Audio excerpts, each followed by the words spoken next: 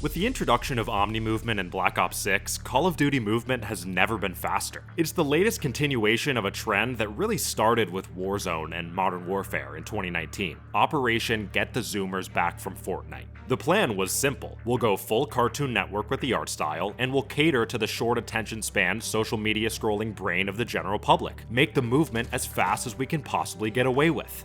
Okay, I'm sorry, movement bros, for the intro bit. I come in peace, I just had to get my jabs in, and despite anything I could say, the plan worked. People fell in love with slide canceling a few years ago, and they've once again been dazzled by Omnimovement in Black Ops 6. We're in an era of Call of Duty where movement is king, clearly, and the overall fanbase seems to like it that way. While Modern Warfare 3 was deservedly shit on and deemed a pathetic cash grab by the entire internet, it still broke sales records and was applauded for reintroducing slide canceling and faster movement to the franchise. And just a year later, Treyarch has unlocked movement even further in Black Ops 6. And you can't play a single game without people flying by you, shooting bullets while they're falling through the air. Get down, Mr. President! No! Call of Duty's cracked out movement has seemingly played a crucial role in bringing the franchise back to the height of its popularity. But the problem with this system is that it's alienated longtime fans of the series that didn't want to see the game become such a movement-driven experience. There's a fairly vocal group of fans that don't like this trend.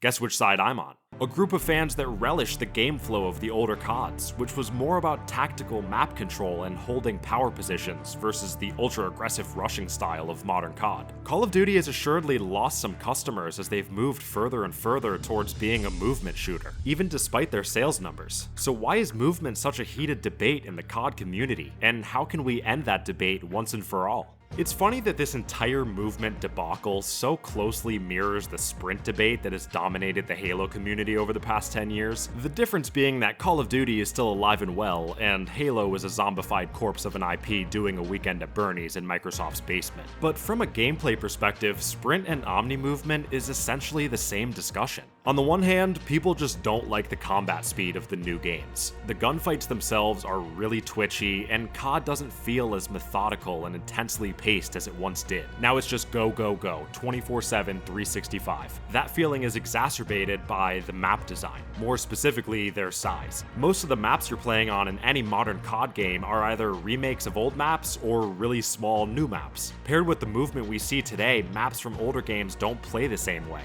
Power positions are compromised and the match doesn't flow as well. It feels so much more random because anyone can get anywhere they want almost instantly after they respawn. And this has become the norm for the franchise, so the new maps they come out with follow a similar template and have the same gameplay feel. In my opinion, this change has made 6v6 Call of Duty worse, full stop. It's not as big of a deal in Warzone because the map is so big and there's no respawns outside of the gulag obviously, but in terms of the traditional COD multiplayer, it feels like something has been lost. The older CODs could still be considered arcade shooters obviously, and they weren't slow games by any means, but they just had a different feel to them. It was a laid back enough pace to have fun with your friends, but it was fast enough that the game stringing you along kill after kill on your way to a nuke felt so gripping and addictive. Now it just feels like this rapid fire fucking go as fast as you can and put on every speed buff and race around corners, jump around and slide and dive from side to side. It's just lost some of the essence of Call of Duty. The old COD formula may have had its problems, but it put this franchise on the map for a reason. Holding power positions and maintaining map control, using equipment, and really considering different perks with that in mind, that's supposed to be a part of Call of Duty's identity. And it's not that that stuff isn't in the game at all anymore, it absolutely is, but it's been largely dumbed down in favor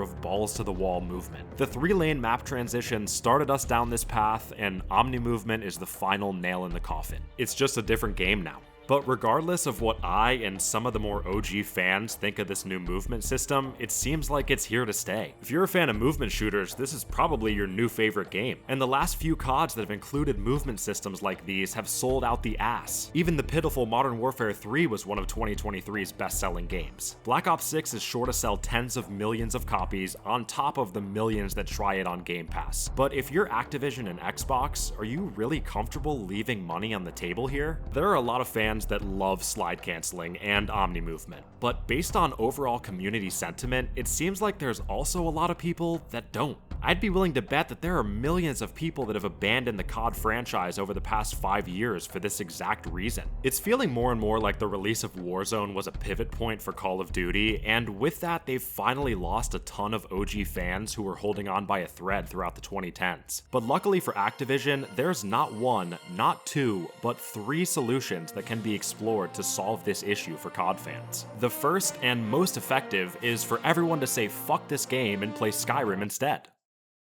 I mean, you want me to be honest? The second, and definitely the easiest to do on Activision's end, would be to add a playlist in-game with traditional movement. They could use all the original maps that they're already gonna remaster for future seasons anyway, and make the game feel closer to what it used to be. Obviously, it's not that simple. A fair amount of playtesting would have to go into making sure a mode like that was balanced properly with any new equipment or game systems, but I'm honestly surprised that they haven't tried this yet. Relatively speaking, it's such an easy solution, and it would be such a strong marketing point to older fans who have moved on. It's a win-win for everyone involved. The OGs can enjoy the newer COD games without dealing with the Zoomers, and Activision can win back a bunch of fans or otherwise recommit people like me who are halfway out the door and only play this game for YouTube footage. But while that would be the simplest path towards fixing the problem, one has to wonder if that would be enough to truly win over lapsed fans and satiate the modern COD haters. A much better solution is something that Activision already did 8 years ago, and something that they'll probably never do again. Modern Warfare Remastered was released as a bundle add-in for the deluxe edition of Infinite Warfare in 2016. It was a one-to-one faithful reimagining of the original COD 4. The same maps, guns, kill streaks, movement, all that. And it was incredible. It was perfect.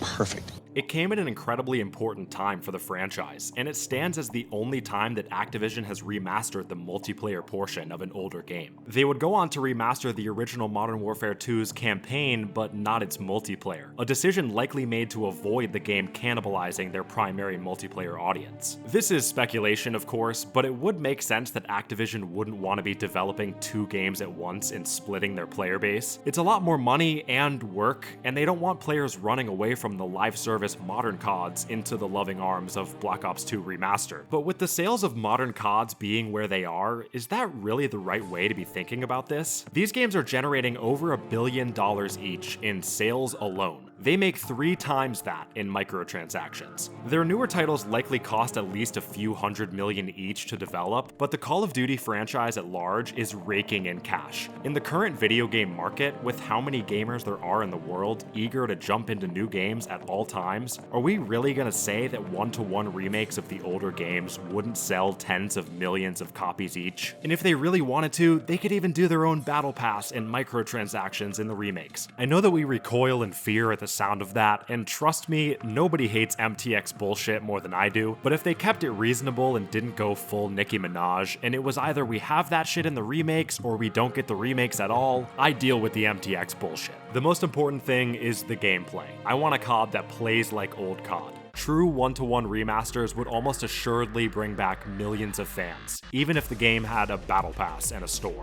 It'll never be the same cosmetically, it'll have SBMM, etc, etc. It won't be a time machine to 2009, but most of us would buy it, and we'd rather deal with one-man army noob-tube danger close over a goddamn omni-moving kick streamer any day. They could even put these remakes in the Call of Duty HQ and have your progress connect to the main game's battle pass or something. They don't even need to mess with this new connected series hub thing they created.